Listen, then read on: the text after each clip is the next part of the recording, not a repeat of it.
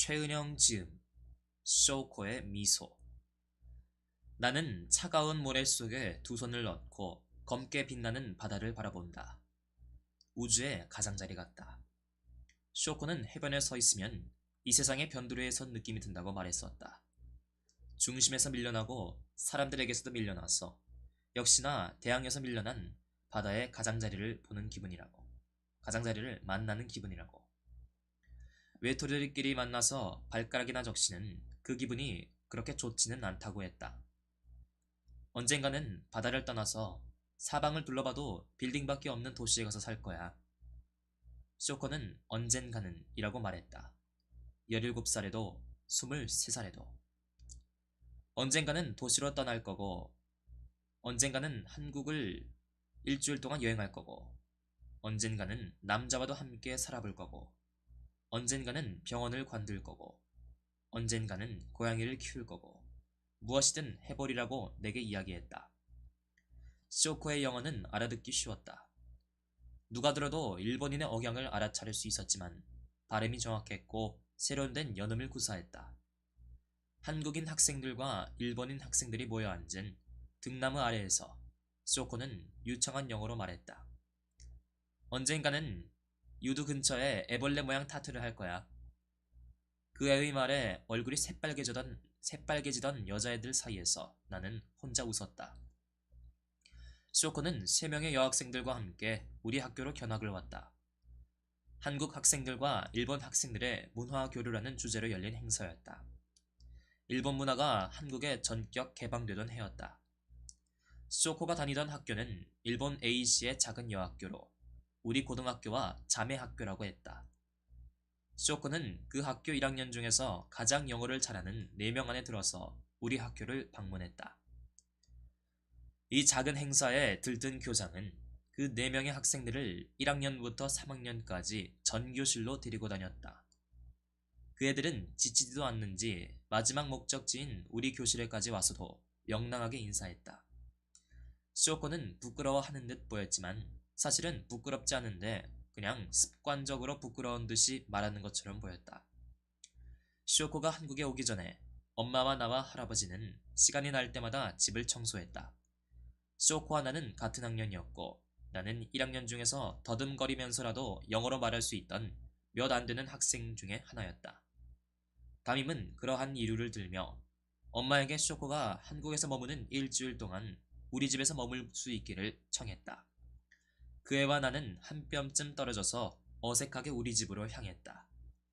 현관문을 열고 집에 들어갔을 때 우리를 바라보며 웃던 엄마와 할아버지의 얼굴이 아직도 떠오른다.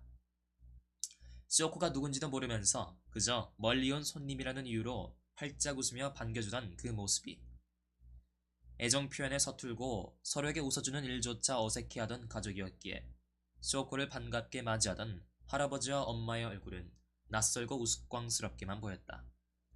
네가 쇼코니? 반갑다. 집이 좁아서 불편하진 않을지 모르겠네. 엄마는 쇼코가 알아들을 줄 안다는 듯이 한국어로 이런저런 이야기를 했고 할아버지는 그 말을 일본어로 전하면서 연신 미소 지었다. 할아버지는 소파에 앉아 텔레비전을 보면서 재떨이 가져와라, 물 떠와라, 발을 데울 더운 물을 가져와라 명령만 할 줄 알았다. 내가 학교에서 돌아오면 늘 앉아있는 그 자리에서 나를 힐끗 보고는 다시 텔레비전을 보는 식이었다. 그러던 할아버지가 텔레비전을 끄고 쇼코에게 이런저런 것들을 물어보고 있었다. 일본어로 말하는 할아버지의 목소리에는 자신감이 붙어 있었다. 괴팍한 일본인 교사들에게 배운 말이었지만 일본어는 할아버지가 유일하게 할 줄 아는 외국어였다. 우리 가족은 밥을 먹을 때도 별다른 말을 하지 않았다. 그저 텔레비전을 켜놓고 뉴스나 드라마를 보면서 최대한 빨리 먹어보자는 식이었다. 그런데 쇼코가 나타나자 할아버지는 내가 끼어들 틈도 없이 일본어로 말하면서 시시때때로 껄껄댔다. 할아버지가 그렇게 웃으며 이야기를 많이 하는 모습을 본 건 그때가 처음이었다. 쇼코는 무릎을 꿇고 앉아서 아주 상냥하게 할아버지의 말을 듣고 미소를 지었다. 처음에 교실에서 쇼코가 수줍어하는 표정을 봤을 때처럼 나는 쇼코의 웃음에서 알 수 없는 이질감을 느꼈다. 쇼코는 정말 우스워서 웃는 게 아니라 공감을 해서 고개를 끄덕이는 게 아니라 그냥 상대를 편하게 하기 위해서 그런 포즈를 취하는 것 같았다. 할아버지는 때때로 쇼코 앞에서 나를 가리키며 웃었다. 내가 쇼코에게 할아버지가 무슨 말을 하는 거냐고 물어보면 쇼코는 할아버지가 나와 관련된 웃긴 일화들을 이야기하는 중이라고 말했다. 가령 내가 가방을 까먹고 학교에 갔다가 집에 돌아왔던 일이라든지 귀신 이야기를 듣다가 오줌을 쌌던 일 같은 바보 같은 이야기였다.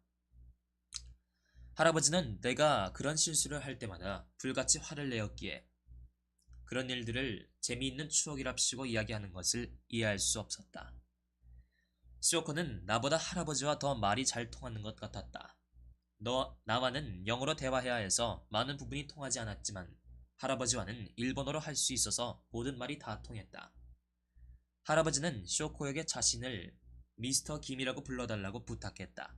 시오코와는 친구가 되고 싶다고, 다 늙은 교장 선생 같은 사람이 되고 싶지는 않다고 말하면서 여름방학을 앞둔 7월의 밤이었다. 시오코와 나는 동네의 천변을 걸으며 이야기했다. 시오코는 우리 집 식구들이 다정하고 재미있는 사람들이라고 말했다. 나는 대답하지 않았다. 영어로 표현할 수 있는 말은 적었고 시오코에게 느끼는 호감은 표현하고 싶었다. 나는 시오코의 팔짱을 꼈다. 시오코는 걸음을 멈추어서 굳은 표정으로 나를 바라보더니 딱딱한 영어로 말했다. 나는 이성애자야. 너에게 성적인 관심은 없어. 또 다른 동성들에게도 마찬가지야. 난 남자가 좋아. 나는 조금 놀라서 너에게 성적으로 관심이 없다고, 팔짱을 끼는 건 친구들 사이에서는 허물없이 할 수 있는 스킨십이니 오해하지 말라고 말했다. 시오코는 미심쩍어 했지만 다음날 학교에서 팔짱을 낀 수많은 여자애들을 보고 내 말을 이해하게 됐다. 시오코는 고모와 할아버지와 함께 산다고 했다. 그래서 우리 집에 왔을 때 우리 가족이 낯설지 않고 되려 편안한 기분이 들었다고 했다. 시오코의 고모는 실질적인 가장이었지만 외박이 잦은 일을 해서 자주 집을 비운다고 했다.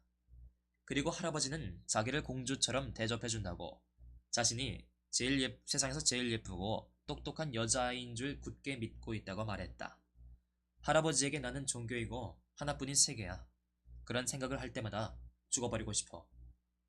시오코는 비가 내리던 날에 우산을 들고 마중 나오는 할아버지와 마주치지 않기 위해 담을 넘어 집으로 가기도 했다고 말했다. 할아버지가 얼마 없는 돈을 쪼개서 사준 옷을 포장재 쓰레기통에 버린 적도 있다고 했다.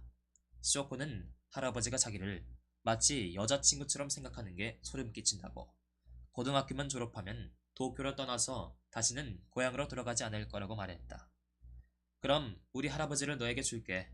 할아버지는 내가 세상에서 제일 멍청한 애인 줄 알고 볼 때마다 살 좀 빼라고 닥달인데 옷은커녕 껌 한 통도 사준 적이 없어. 시오코는 나를 보고 조용히 웃었다. 친절하지만 차가운 미소였다. 다 커버린 어른이 유치한 어린아이를 대하는 듯한 웃음이었다. 시오코가 머물렀던 그 일주일 동안 집에는 이상한 활력이 돌았다. 시오코가 좋아한다는 수박을 사러 슈퍼에 간 할아버지, 영어든 일본어든 언어를 공부해야겠다고 목표를 정한 엄마, 시오코가 만든 중업밥을 먹으며 주고받던 3개 국어의 시간들. 사진 찍을게요. 시오코는 판탁스 카메라에 필름을 넣어서 수박을 먹고 있는 우리 세 사람의 얼굴을 찍었다. 뿐만 아니라 저녁을 준비하는 엄마, 거실을 청소하는 할아버지를 파파라치처럼 찍어댔다. 엄마와 할아버지는 곤혹스러워하면서도 그런 관심이 싫지 않다는 듯 웃어넘겼다. 눈을 반짝이며 웃는 엄마와 말이 많은 할아버지는 내가 모르는 사람들 같았다. 이런 사람들을 바깥에서 만났다면 나는 주저앉고 좋은 어른들이라고 말할 수 있을는지 모른다고 생각했다. 엄마와 할아버지는 늘 무기력했고 사람을 사귀는 일에 서툴렀다. 나는 엄마와 할아버지를 작동하지 않아 해마다 먼지가 쌓이고 색이 바래가는 괴종시계 같은 사람들이라고 생각했었다. 변화할 의지도 아무런 목표도 없이 그저 그 자리에서 멈춰버린 사람들이라고. 가족은 언제나 가장 낯선 사람들 같았다. 어쩌면 쇼코는 나의 할아버지에 대해서 나보다 더 많이 알았을지도 모른다. 쇼코와 나는 하굣길에 비디오를 빌려서 집으로 돌아오곤 했다.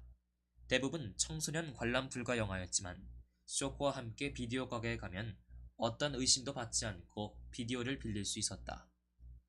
에단 호크가 화가로 나오는 위대한 유산, 야한 배드신이 있는 셰익스피어 인 러브, 일본 영화, 일본 공포 영화 링, 줄리아 로버츠의 노팅 힐 같은 영화들이었다.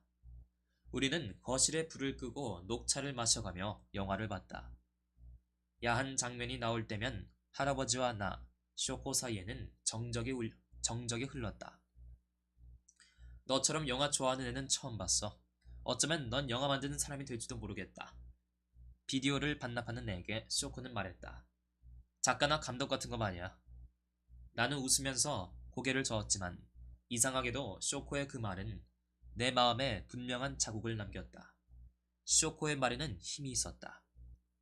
쇼코는 내게 네모로 잡은 세계 지도를 선물해줬다. 쇼코는 세상은 넓고 우리는 어디든지 갈 수 있다고 말했다. 우리 읍에서 가까운 도시로만 갈 것이 아니라 기왕이면 서울로, 베이징으로, 파리로, 뉴욕으로 가라고 말했다. 나는 그 말이 웃겨서 그냥 웃기만 했다.